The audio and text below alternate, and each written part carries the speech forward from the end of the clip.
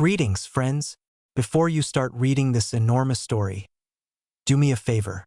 If topics like the Great Patriotic War, human courage, and little-known pages of history touch a nerve deep within you, like they do for me, subscribe to the channel. We often talk about such things here. No fluff, no sugarcoating, just the substance. And be sure to write in the comments what else you want to know about. Your opinion is the fuel for new investigations. Now get ready. We are diving into the icy hell of the Barents Sea, into the smoky exhaust of aircraft engines, and into the most desperate attacks of the Second World War. This is not a story about rousing victories. This is a story about blood, mistakes, a long road to mastery, and about people who flew into near-certain death over gray water, just to inch the common victory a little closer. Don't click away, this is worth it.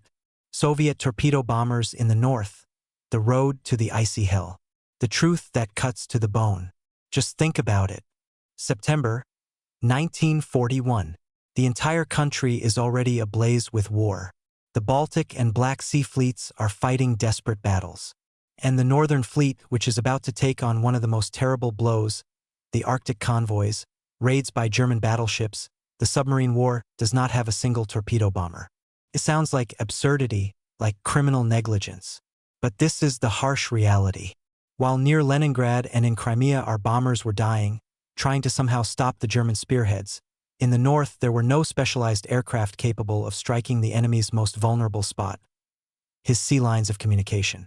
The first three aircraft, those very IL-4s, back then they were still timidly called DB-3F long-range bombers, would arrive here only in October, ferried from the Baltic by a flight under the command of Senior Lieutenant Ivan Garbuz. Imagine their state. They had already seen war, lost comrades, and now just three machines were thrown onto a new, unfamiliar theater, where they were to become the nucleus of a whole squadron, the scourge of convoys. But the path to the first success would prove incredibly long, bloody, and full of bitter lessons. To understand the full scale of the tragedy and the feat, we need to step back a little into history and economics. Why did Germany even need these northern routes? Norway, the fjords, the ports of Kirkenes and Leinakamari? The answer is strategic raw materials. Sweden, formerly neutral, supplied the Reich with millions of tons of high-quality iron ore via the Norwegian port of Narvik. Nickel from Petsamo, now Pechenga, was vitally necessary for the production of armor steel. Disrupting these supplies could paralyze the German war machine. And the only real force capable of doing this in the north, besides submarines, was aviation. But what kind? Conventional bombers against convoys dispersed in fjords, protected by anti-aircraft guns and fighters, were ineffective. A pinpoint weapon guaranteed to destroy was needed. A torpedo was needed. January 42. The first strikes. The ports of Leinakamari and Kirkenes. The crews, having barely mastered the new equipment, are eager for battle. But what do we see? More like a desperate trial run. Torpedoes are dropped, explosions occur, but the result is pitiful.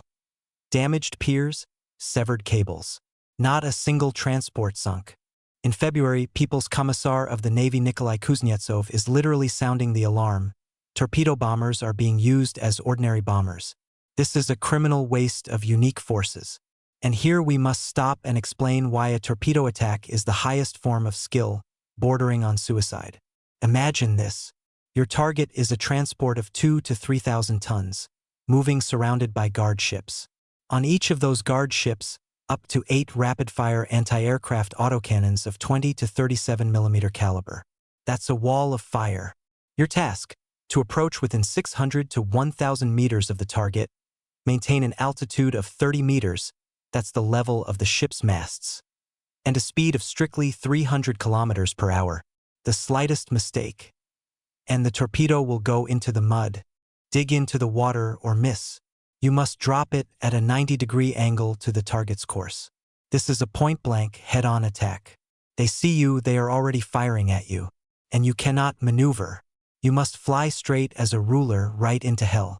This is not bombing from 2 or 3 kilometers up. This is a duel. Pilot versus anti-aircraft gunner. Nerves versus nerves. And most often, the one who was better protected and more cold-blooded one. Now let's look at the tools of this duel. The main hero of our story is the Soviet IL-4T, a legendary machine, but let's be honest. Compared to the German Heinkel He-111H6, it was ascetic. For crew members versus 5 for the Germans. Armament, 3 machine guns, 7.62 and 12.7 mm, versus up to 7 machine guns and even cannons on the Heinkel. Our plane carried 1, maximum 2 torpedoes. The German one, also 2, but plus up to 2,000 kilograms of bombs. Service ceiling, 8,300 meters versus 6,500 for the German, which gave an advantage on the ferry routes. But in the attack you still had to descend to 30 meters. And then there was the guest, the British Handley Page Hampton, which began to be supplied under Lend-Lease. The crews, to put it mildly, did not like it. Cramped, with awkward controls, weak defensive armament. It was called the Flying Fuel Tank for its terrifying fire hazard. But there were no other machines. June 17, 1942. The first attempt to attack a convoy on the open sea. Failure. The torpedoes missed. And the most terrible period begins, a period when losses far exceed results. The 35th Mine Torpedo Aviation Regiment, which arrived to reinforce, loses 7 IL-4s in just 1 month. They are shot down by German Messerschmitt Bf 109 fighters and anti-aircraft guns from those same fast-moving barges, MFP, floating fortresses that the Germans used en masse for escort. Effectiveness? Minimal. 3 barges sunk by high-explosive bombs. Not one by a torpedo. And the losses, 10 full crews. 40 people. Experienced, desperate guys. For what? August 9th, 1942. A glimmer of light. But not against a convoy, but against a group of 4 guard ships. A pair of IL-4s, Garbuz and Tkachev, break through to them. They evade the Messers with a risky maneuver, go in for the attack. Garbuz's torpedo hits the guard ship V6113. The ship does not sink immediately, it is taken under tow. But this is it, the first long-awaited, confirmed victory of a Soviet aerial torpedo in the north. It would seem a breakthrough. But the fate of the first heroes is telling. Already in October, Tkachev will die in battle with a convoy. And Garbuz will crash in that very despised Hampton, which perhaps failed due to unreliable technology. That is how the pioneers ended their journey. Not in the rays of glory, but in the icy water of the Barents Sea. 1943. The Germans understood the threat. The game moved to a completely different level. Now convoys were covered not by a pair of Messers, but by entire flights. Radar posts were set up on the coast. They detected the takeoff of torpedo bombers from our airfields almost immediately. Our intelligence, however, was in trouble. Data on convoys was delayed, and when our planes arrived at the square, it was already empty. The convoy had managed to hide in a narrow fjord. April 29, 43. 5 Hamptons, under the cover of P-3 fighters, attack a convoy near Kong's Fjord. Only one single aircraft, Captain Kiselev's, breaks through the fiery screen. His torpedo finds its target, the collier Lee C, with a displacement of 7,855 tons. The price, Kiselev's burning Hampton and his entire crew. And this success, attention, is the only one for the torpedo bombers for the entire year of 1943. 1 torpedo, 1 sunk transport, dozens of lost crews. Do you feel this monstrous arithmetic of war? Why was it so? The reasons lie in the combination of incredibly harsh conditions. An effective attack required a perfect confluence of circumstances: extremely precise reconnaissance, weak cover, suppression of anti-aircraft defenses, and a flawless approach to the drop distance.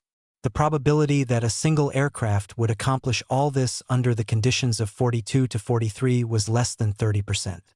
And yet, to guarantee the sinking of a transport, 1 or 2 hits were needed. The plane carried only 1 torpedo. A vicious circle formed. To sink 1 transport, several crews had to be sent into an attack, knowing that most of them would not return. And they went. Did they know these numbers? I think so. Did they understand what they were getting into? Absolutely. The turning point came only in the spring of 1944. But even this is not a simple change of scenery. It is the fruit of monstrous experience, bought with blood. By that time, our fighters, the Hawks, already dominated the sky. New machines appeared, the American A-20G Boston. Compared to the IL-4, it was a breakthrough. Faster, more maneuverable, more survivable, with powerful forward-firing armament. And aces emerged, forged in previous battles. Men like Yevgeny Frantsev, April 2nd, 44. On a free hunt, he finds and sinks the Norwegian transport Andens near Hammerfest. The Germans even attributed this attack to the British. They couldn't believe that Soviet torpedo bombers had flown that far. But the price was still astronomical.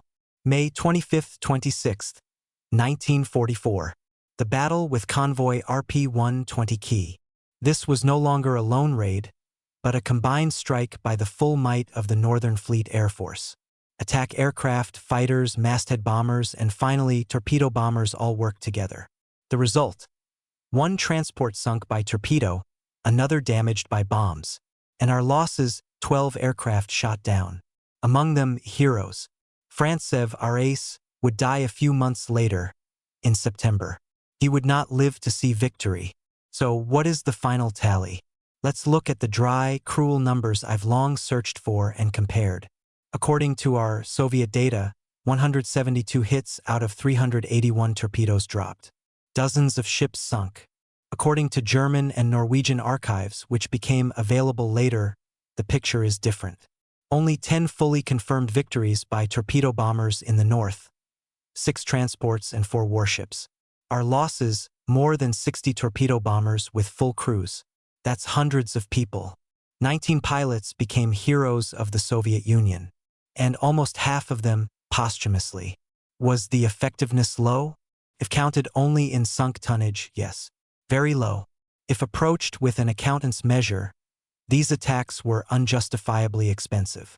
But, friends, war is not accounting. Every attack, even a failed one, had colossal strategic value. It forced the Germans to keep dozens of fighter squadrons in Norway, which were so needed on the Eastern Front and in the skies over Germany. It forced them to build new airfields, radar posts, and pull thousands of soldiers into anti-aircraft units. Every convoy now moved in fear, its route became more complicated, and movement was suspended at the threat of a raid. The supply of the German grouping in the Arctic and strategic raw materials for the Reichsindustrie was disrupted and became painfully expensive. Even a missed torpedo cost the enemy millions of Reichsmarks and tons of precious fuel. Our torpedo bombers received the highest evaluation from the enemy. They were afraid of them, and fear is also a weapon, perhaps even one of the strongest. The crews of the IL-4s, Hamptons, and Bostons went on their final attacks over the icy, black water, knowing that the chance of returning was 1 in 3.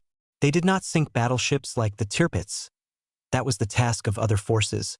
They burned colliers and guard ships, but it was these guys 20 years old, who forced the entire might of the Kriegsmarine and the Luftwaffe to glance back at the gloomy, low sky of the Barents Sea.